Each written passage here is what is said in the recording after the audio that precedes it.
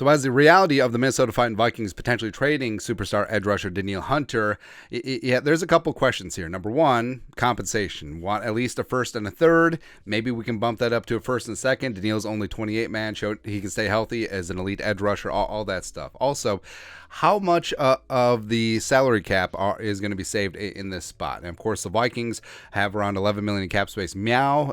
Also, that could go up depending on what happens with Dalvin Cook, but they're going to need some cap in the immediate future with Jefferson and Hawkinson and eventually Darisaw looking for big-time money extensions.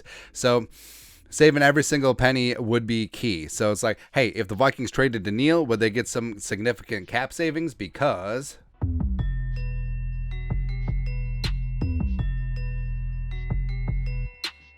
so the answer is no.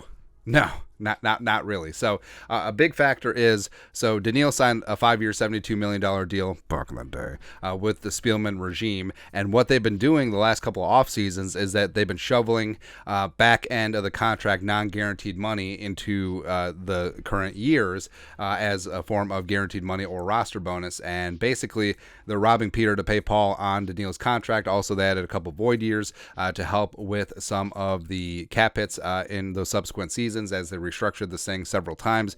So right now, if the Vikings traded Danielle, they would only save $5.5 million in cap space because that would be the $4.9 million base salary, the $500,000 roster bonus, as well as a $100K workout bonus. Well, that's not going to count anyway since he's not at OTAs.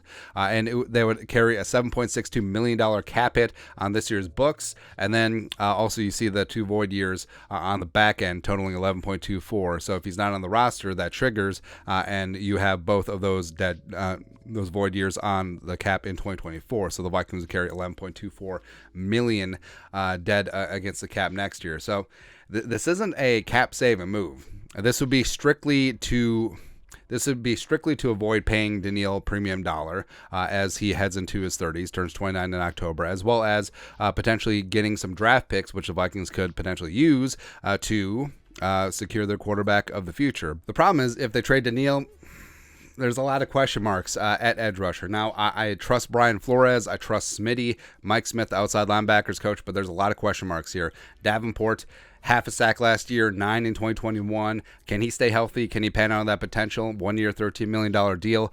Jones and Wanham, can they step up in their respective third and fourth seasons? They look solid when given opportunity at times. Luigi Villain, Curtis Weaver, Benton Whitley, Andre Carter II, priority UDFA coming out of Army, potentially could have been a day 2 selection, but fell in the draft. Could he be a guy that gets on the field in a sub-package role and just gets after it? You may have to speed up that timeline, man. Junior Aho coming in from SMU too. So if they do move on from Danielle, I mean, it's number one, they're signaling that they're rebuilding on that defensive side of the ball, which, I mean, is kind of obvious. But also, they need someone who can generate their own pass rush. And they may have to look into free agency, potentially look to pick up one of these value guys. Unique the freaking Ngakoue would make a lot of sense scheme-wise, as well as he talked about he wants to sign a multi-year deal with a contender. Would that make sense? Or no? Clown Shoes, Frank Clark is out there. Just sign Frank Clark for the playoffs. Screw the regular season. Dwayne Smoot from the Jaguars. I don't know why he's a free agent. He has put up good numbers whenever he's on the field. Ingram, Houston, older, but still can generate a pass rush. I mean, Golston's out there chilling. Trey Flowers has had great success in the Flores scheme with the Patriots and the Dolphins. He could be an option, but it's kind of bare, and that's a problem where if you traded Danielle before the draft, you could invest that draft pick to find his replacement. Yeah, I mean, you could have took Nolan Smith. You could have drafted a number of young edge rushers. But now after the draft, you have to wait till next year. And yes, if you're doing it with the sole intent of stockpiling picks and going after your quarterback of the future, maybe, but I don't know. It's really unfortunate. Like, I would prefer if they were able to work something out, revisiting that Band-Aid idea, even though, yes, Danielle does deserve a long-term contract, just compensating him for this year, not impacting the Vikings cap too badly, and getting him up to a market rate would make sense for one last ride and see what happens in the offseason. But I don't know, man. I don't know. Anyways, your thoughts are thoughts. The cap implications of trading Danielle Hunter.